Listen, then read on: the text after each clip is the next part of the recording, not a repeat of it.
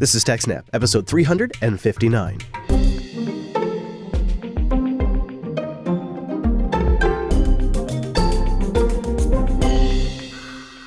Welcome to TechSNAP, Jupiter Broadcasting's weekly systems network and administration podcast. We recorded this episode on March 15th, 2018. It is brought to you by our three fine sponsors, DigitalOcean, iXsystems, and Ting. My name is Chris, and join us every single week, the tech, the admin, and the presenter, Mr. Payne, Mr. Wes Payne. Hello, Chris. It's nice to have you back in the studio. Yeah, I was at Scale last week. It was pretty great. Bumped into a few TechSNAP audience members. And, while I'm on the road, we figured there probably wouldn't be enough time for research. And the TechSNAP program takes a special amount of prep and research. So we figured we'd wait till I get back, do the show right. But don't worry, dear audience. We'll make it up to you in the future. We'll have lots of opportunities, especially with some exciting things coming up. Yeah, Linux Fest Northwest is going to be a special time for the TechSNAP program. But let's just jump into it. Let's start with our warm-up story this week. It turns out there was some hard-coded passwords in some Cisco gear. What? Oh, that's right. So last week, Cisco released 22 security advisors, 22, including 2 for so-called critical fixes, one of which is a hard-coded SSH password. Oh, no way. Yeah, so this hard-coded password is in their PCP appliance, which is Prime Collaboration Provisioning. I had not heard of this before, but apparently it's a software application that can be used for remote installation and maintenance of other Cisco product offerings. Like their VoIP stuff. Yeah, exactly. And it's frequently installed on Linux servers. You can go to use that server and then, provision your Cisco products. Oh, sure. That makes sense. Unfortunately, all you have to do is connect over SSH, use the hard-coded password, and you have access. So this requires local access, but Cisco's still labeling this sucker as a critical flaw. Yeah, it looks like they're just concerned enough about the possibility of other systems being compromised, as well as possibly some of the Linux systems that this software is running on, that they're treating this as a critical vulnerability. Just make sure people are aware that they need to patch. They shouldn't treat it as low risk. There are also no temporary mitigations, so if you have this affected product, go get the patch. So there's also a second critical level vulnerability that Cisco fixed in this 22 patch extravaganza. Yeah, that's right. This one is a Java deserialization issue. Kind of a classic deserialization problem. You're taking some untrusted input from the user. In this case, it's serialized Java content. And then, of course, the thing that deserializes it on the Cisco end, well, it's running on root. So if you send it specially crafted input, boom, now you're root privileges. Love it. Love it. Okay, so that is a deprecated piece of software. It's still getting patched, but I don't think Cisco's actively selling it anymore. Right. This is in Cisco's Secure Access Control System, ACS. But of course, as we know, with a lot of this, fancy, expensive proprietary networking equipment, you spend a lot of money. You often keep it in place for as long as it's useful. This is an important reminder that even and especially those older systems, keep up to date on your patches.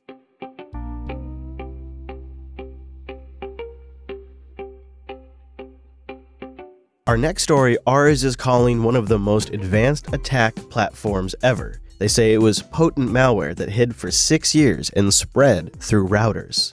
We're talking about Slingshot, which gets its name from some text recovered from malware samples and was discovered by the Moscow-based Kaspersky Lab.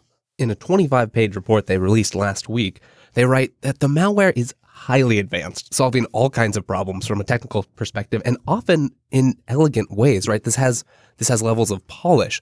It combines older and newer components in a thoroughly thought-through long-term operation, something to expect from a top-notch, well-resourced actor. Like a nation-state is the implication there. Exactly. The researchers still don't know precisely how Slingshot initially infected all of its targets. In several cases, though, Slingshot operators got access to routers made by Microtech and planted some malicious code. Specifics of the router technique still aren't quite figured out, but they involve using a Microtech configuration utility called Winbox to download dynamic link library files from the router's file system. One of these files, conspicuously named IPv4.dll, is a malicious download agent created by the developers of Slingshot. Winbox transfers this DLL to the target's computer, loads it into memory, and executes it. Ooh. So once they have this IP4.dll into memory, what's it do? What happens next? Sure. So it starts out connecting to a hard-coded IP address and downloads a bunch of additional malicious components and, of course, runs them. It runs this by, it wants to operate in kernel mode here to have maximum control, but these platforms are using driver signature enforcement. So it looks like they have some signed vulnerable drivers. They load those and then use those drivers to execute additional malware. Oh, I'd like to know more about this. Yes, that seems like something that we should probably be hearing more about. I'll keep my eyes out. After infection, Slingshot loads a whole bunch of additional modules, including 2 especially powerful modules. One, NDriver, is a kernel mode module, and it's connected to Golem App, a user space module. Golem App is by far the most sophisticated, and it's responsible for most of the attacks we've seen. So things like persistence, file system control, and all of its communications abilities.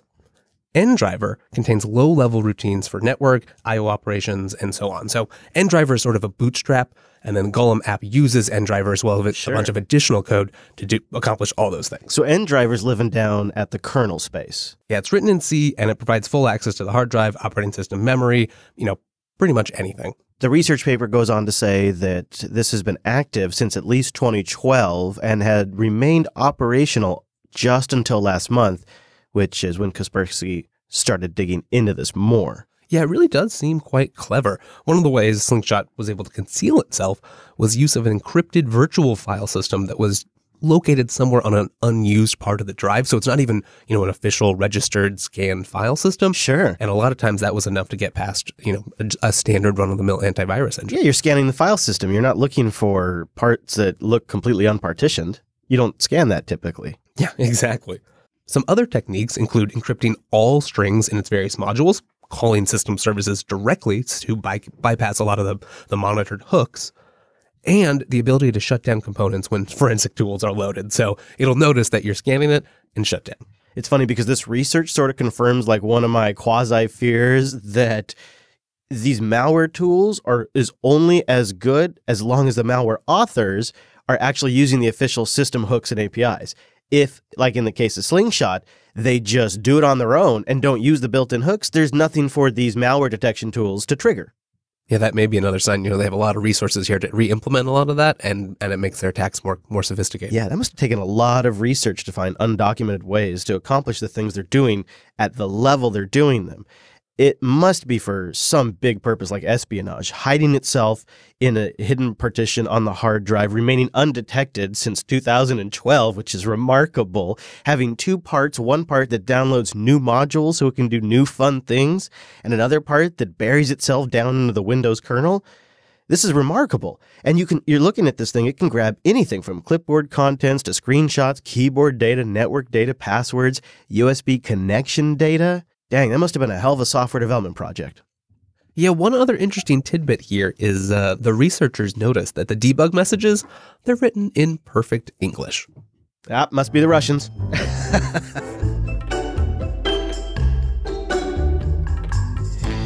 TechSNAP.ting.com. Ting is a smarter way to do mobile. The average Ting bill is just 23 US greenbacks per phone per month. It's pay for what you use, nationwide coverage, and no contracts. $6 for the line, and it's just your messages, your minutes, and your megabytes. I took Ting with me on the way to scale, and it was killer. I did Linux Unplugged and Coda Radio tethered off my Nexus 6P on the Ting CDMA network. Lots of flexibility. That's one of the things I love about Ting is they have a CDMA and a GSM network. That also means they support a ton of devices. Check out their BYOD page or go grab a brand new one directly from Ting. Just start by going to TechSNAP.ting.com. Take $25 off a device or get $25 in service credit if you bring your own. They have world-class customer service. Nobody does it better. The best dashboard you can fully manage from activating a device to terminating the device from the Ting dashboard. TechSNAP.ting.com. A major flaw in Samba 4 has been announced this week, and it affects everything from 4.0 onwards. Samba 4 added the capability to be an Active Directory domain controller, so watch out if that's what you're using it for, as it incorrectly validates permissions to modify passwords over LDAP, which allows any authenticated user to change any other user's password, including administrative and service accounts. Wow, that's pretty significant. Yeah, the details are that the LDAP server incorrectly validates certain LDAP password modifications against the change password privilege, but then performs a password reset operation. Wow, I could definitely see an alternate reality version of Chris scrambling to patch this right now. The Samba project has shipped out several patches to address this issue, but I imagine some of you may be in a position to do nothing at the moment. Perhaps you can't patch. Well, they do have some workarounds I've identified on their wiki, but I don't think you're going to like your options. The simplest option is just disable LDAP. If you're not using LDAP, just turn it off. But of course, LDAP is a fairly important component of an Active Directory domain, so this probably isn't viable for the long term.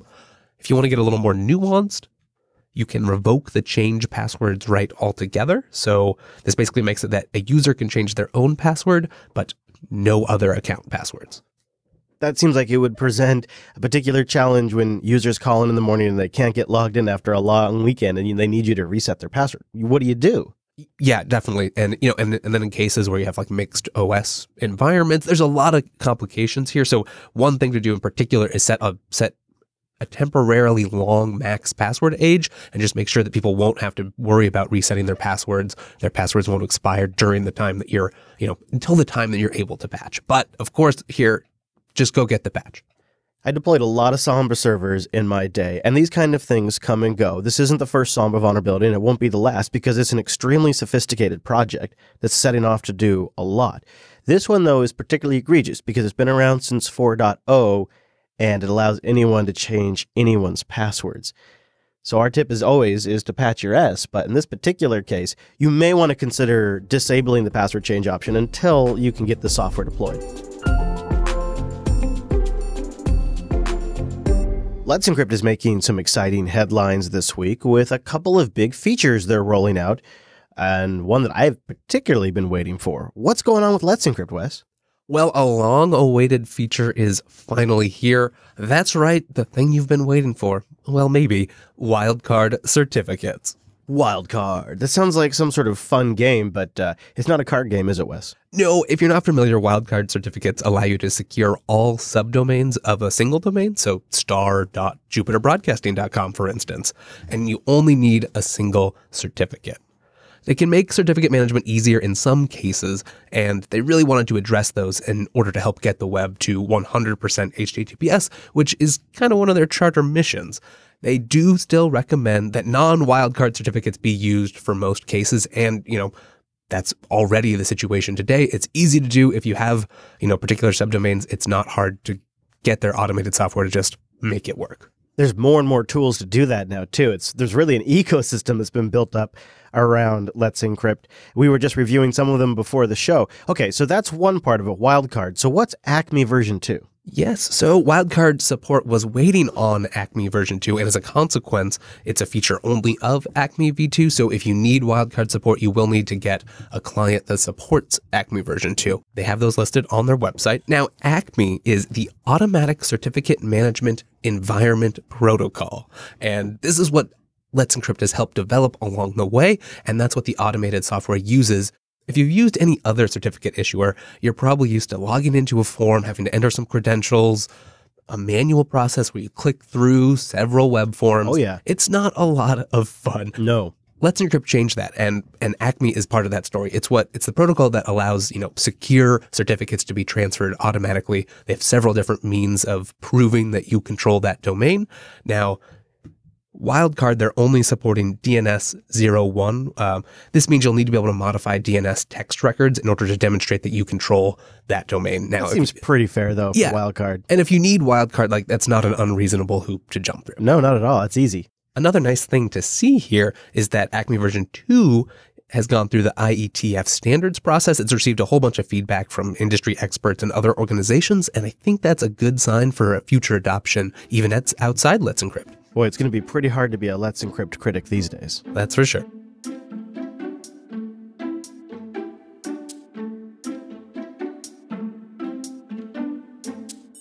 The TechSNAP news extravaganza continues on with a story about exploiting Memcached servers that potentially make it much easier now to wage record-breaking DDoS attacks. Yeah, we saw some of the first evidence last month when DDoSers started bouncing specially crafted traffic off of these Memcached servers, which then responded by bombarding a third party with a crazy giant flood of traffic. Now, this is known as an amplification technique, where DDoS attackers are able to send a small amount of traffic to a middleman server, which then amplifies that attack against a targeted third party. What's special about these Memcache-based attacks is really the size of the amplification. With things like DNS, we've often seen, a 50 to 60-fold increase. Here, it's been up to 51,000 times. Wow, that's at a scale we have never covered in the TechSNAP program. So how do these attacks work? How do they make this possible? This is relying on open Memcached D servers. It's an in-memory cache. If you're not familiar, you just use to temporarily store data in RAM for quick access. It operates on port 11,211, and when these are left open to the internet, people sending packets with spoofed headers can then amplify the traffic they've sent, bounce it off these Memcached servers, and attack someone else. I see. So the spoofed headers essentially lead the Memcached server to respond to the selected target. Yeah, exactly.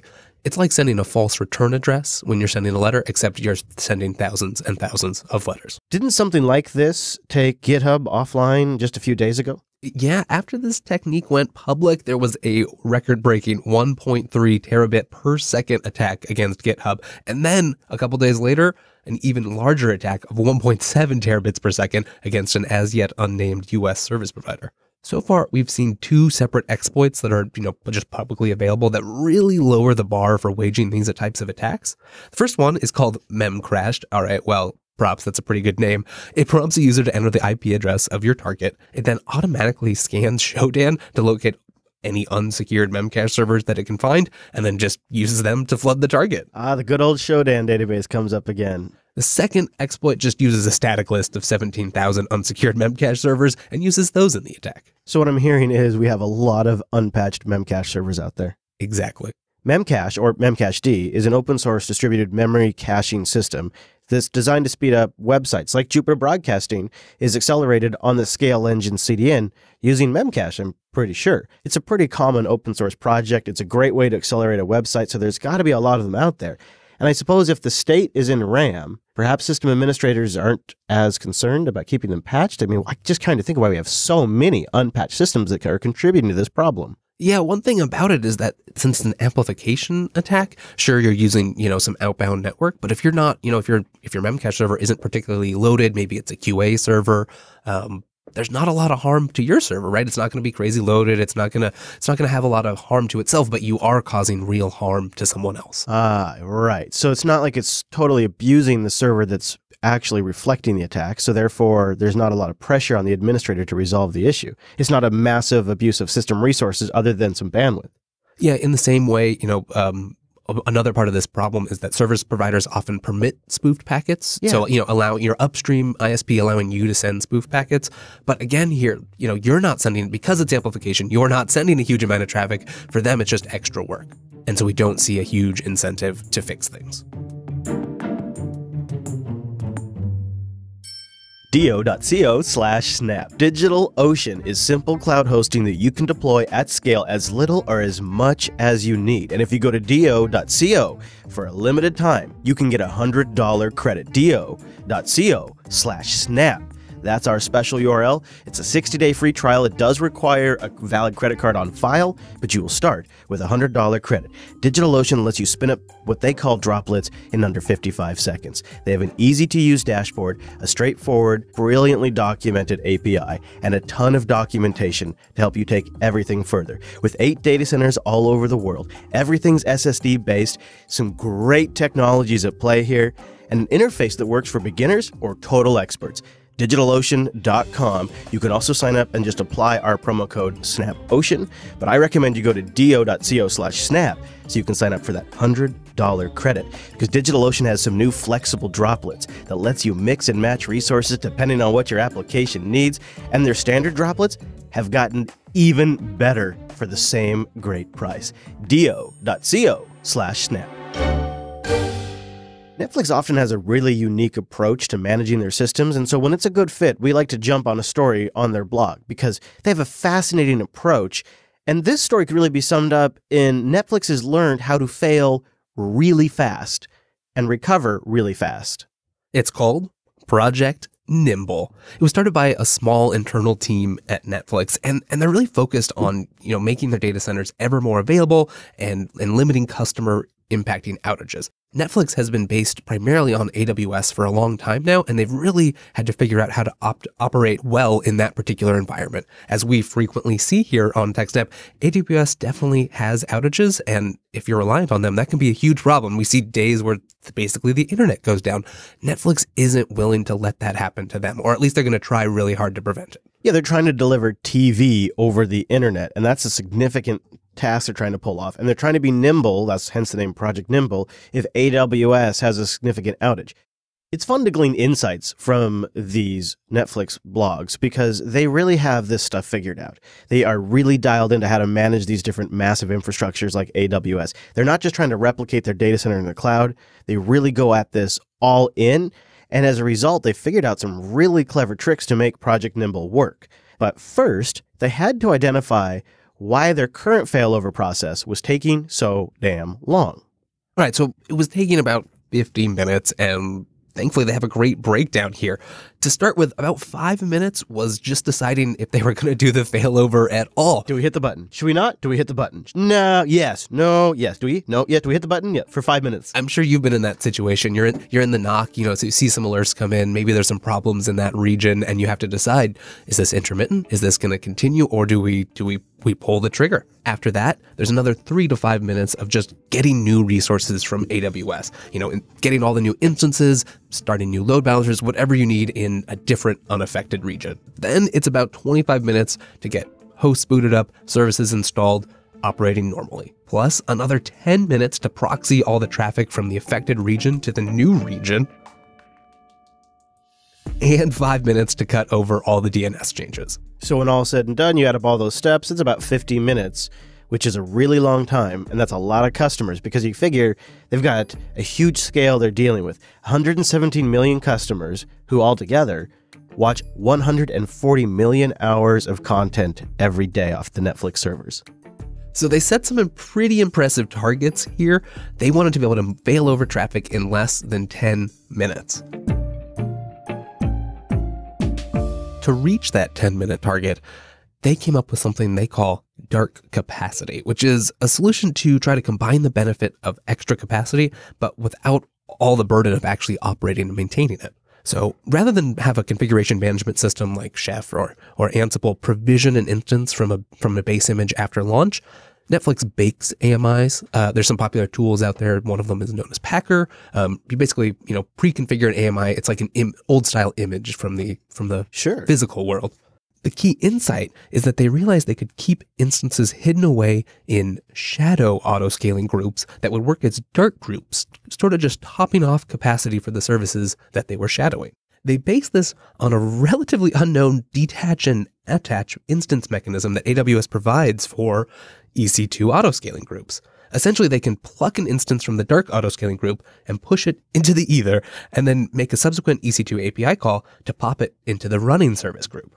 I like this idea of dark capacity. So it just is sort of standing by, ready to go, not totally connected into the system, not part of all of the monitoring stuff, but ready as soon as they need it instantly. Exactly. So then they created an orchestrator that basically just manages this process, pops instances off, keeps track of them, and then adds them where they're needed. Oh, Netflix. They also talk about in this blog post about how nearly all the Netflix production applications inherit from a base AMI image again. And then the base AMI provides well-known Netflix environment features like consistent packages, their system configuration, their kernel with their tuning parameters, and a pre-populated set of environment variables. A key feature that they've added here, working with the base AMI team, is they were able to add features so that it auto-detects what autoscaling group it's in.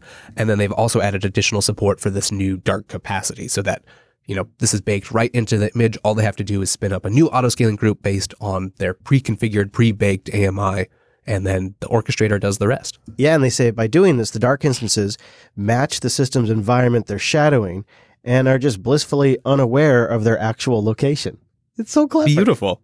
So using dark capacity, they were able to do it. They can now complete the operation in about 8 minutes as opposed to the previous 50, which wow, that's huge. To do all that, develop the new system, get it deployed, took a 2-person team about 6 months. And I think that's just a neat example of, when you have talented people and they're given the runway to do it, there's a lot you can accomplish. iXsystems.com/TechSNAP. iXsystems creates open source driven enterprise storage and server hardware and software solutions for thousands of clients, and many of those clients have been customers of iXsystems for decades. They're headquartered in Silicon Valley with all of their products built and supported in the US of A. They're part of an open source ecosystem, and that enables them to deliver the highest value at the best return on interest for you. You can go deploy something built around open source and know that A, you're getting the best solution possible, B, it's backed by a company with deep ties in the open source community. iX contributes directly upstream in code and in financial contributions to the projects that they rely upon to deliver the solutions that you depend upon. iXsystems.com/TechSNAP is where you go to support this show and learn more about iX Systems. You can also get their server buying guide, which helps grease the wheels up the chain if you need to move to a better hardware vendor. You will be satisfied. After grinding out a hard 13 years deploying server hardware, there is only one solution provider I recommend, and it's iX Systems. iXsystems.com/TechSNAP.